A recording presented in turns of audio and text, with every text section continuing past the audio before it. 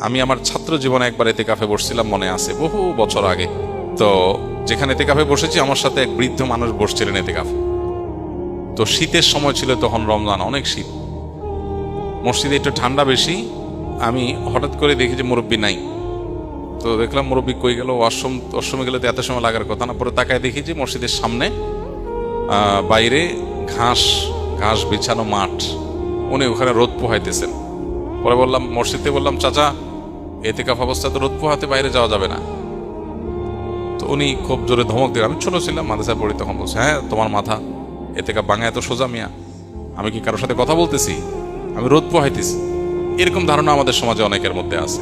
আরেকজনকে আমি দেখছি, আমার মসজিদে উনি এতেকাফ করতে আসছেন, পরে হঠাৎ দেখি নাই, অনেকক্ষণ পরে আসছে।